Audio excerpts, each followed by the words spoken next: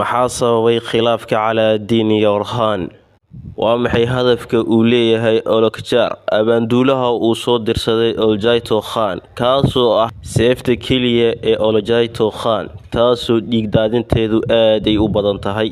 Sidee ayaa abaanduulahan looga dhaadhicin doonaa in Cusmaan uusan ahayn qofkii dilay Oljaito Khan gabadhiisa Isaan BK iyo wiilka uu awowga u yahay ee Sargon? Waa maxay dhanka kale hadafka uu leeyahay abaanduulaha caanka ee lagu magacaabo Gladius, kaasoo hadda kadib garab siin doona Sofia si ay Cusmaan labadooda u wajahaan una ilaaliyaan Bursa? Macquul ma tahay gabadha Begum lagu magacaabo in Cusmaan ay u sheegtay dilkii Isaan BK iyo Sargon in ay ka dambeysay Sofia si mar kale ay u heshay kalsoonidii mudana Cusmaan iyo sidoo kaleba walaalkeeda Yuusuf? Xaliima miyay la wadaagaysaa waalidkeeda farxadda ah inay ugu dambeyn soo ogaatay cidda waalidkeeda ay yihiin, mise waa ay qarin doontaa oo iyaga ayaa iskooda u ogaan doonaa? Mase laga yaabaa xitaa haddii Cusmaan iyo Bala ay ku tiraahdo gabadhiinii baan ahay in ay iyaguna aaminaan, maadaama gabadhooda bannaanka ay ka raadinayeen islamar ahaantaasna aysan ku tuhmaynin inayba hoosta uga jirtaa. Maxaase u dambeyn doona markaasi Sofia? Yeesay yihiin ragga cusub ee mudana Cusmaan garabka siin doona, kuwaasoo hadda taxanaha ku soo biiray sida Xasan Aleb iyo abaanduula Koja? Xaggee ayuuse ku egyahay season-kani? Mase jiraa season 7 oo markaasi uu inoo sii socon doono gundhigii Cusmaan? Mise season-kan haddii uu dhammaado si toos ah ayaa loo gudageli doonaa taxanihii Orkhan? Yaase mateli doona? Ma jilayga haddeer joogaa mise waa jilay kale? Macquul ma tahay dhanka kale in ay midoobaan abaanduule Gladius iyo abaanduulaha Mongoliska Olokjar? Daawade, su'aalaha iyo intaa in ka badan waxaan uga jawaabi doonaa muuqaalkeena maanta, inagoona ku falanqeyn doona goosgooskii koowaad ee laga soo bandhigay qaybta 187 ee taxanaha gundhigii Cusmaan. Fadlan haddii channelka ku cusub tahay subscribe inoo saar, hore haddii noola joogtana muuqaalka inoo like garay. aad iyo aad ayaad u mahadsan tahay daawade. Intayna guda geli muuqaalka ka horana ku saliya xabiibkeena Muhammad sallallahu calayhi wasallam. Hadeerna si toos ah aynu u gudagalna muuqaalkeena maanta. Goosgooska waxaa lagu bilaabayaa nin Kirishtaan ah abaanduula kaas oo baabiinaya ciidamadii Cusmaan, isla mar ahaantaasina hadal ayaynu maqlaynaa iyada oo la leeyahay ninkani faahfaahin laga bixinaya ayaa waxaa la leeyahay waxaa jira abaanduula kaafir ah kaasoo lagu magacaabo Gladius, waxaana u adeegaa markaasi Bursa.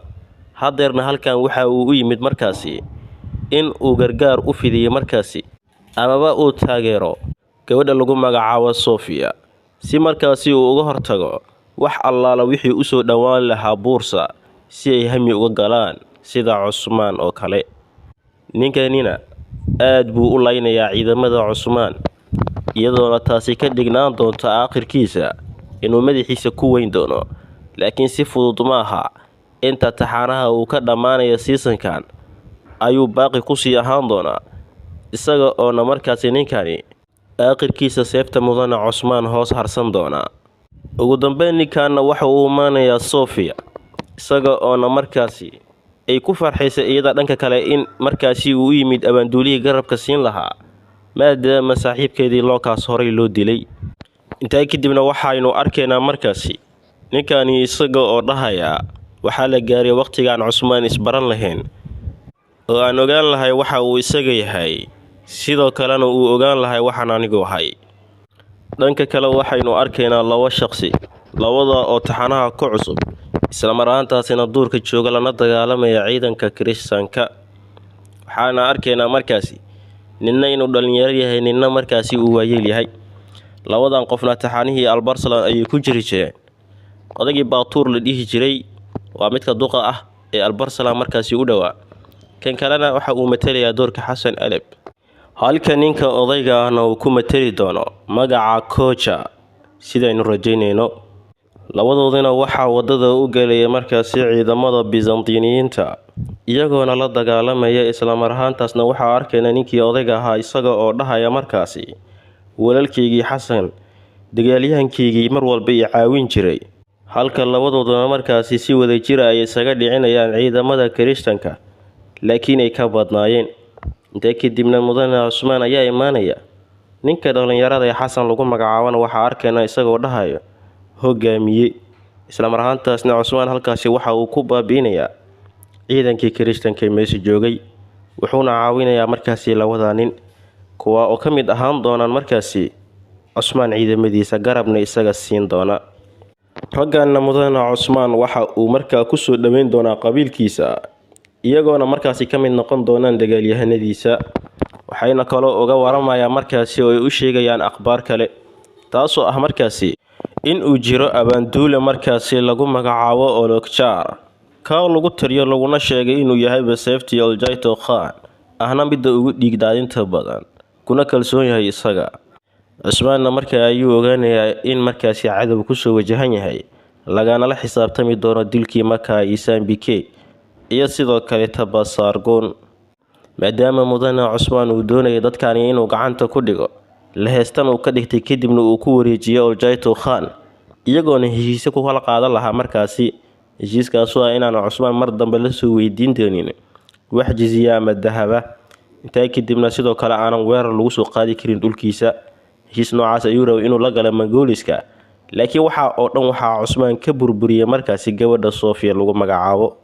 Halka dagaalkaasina markii Sofia ay ku dilaysay Isaan Bike iyo sidoo kale Sargon ay goobjoog ka ahayd markaasi gabadha Bigum lagu magacaabo.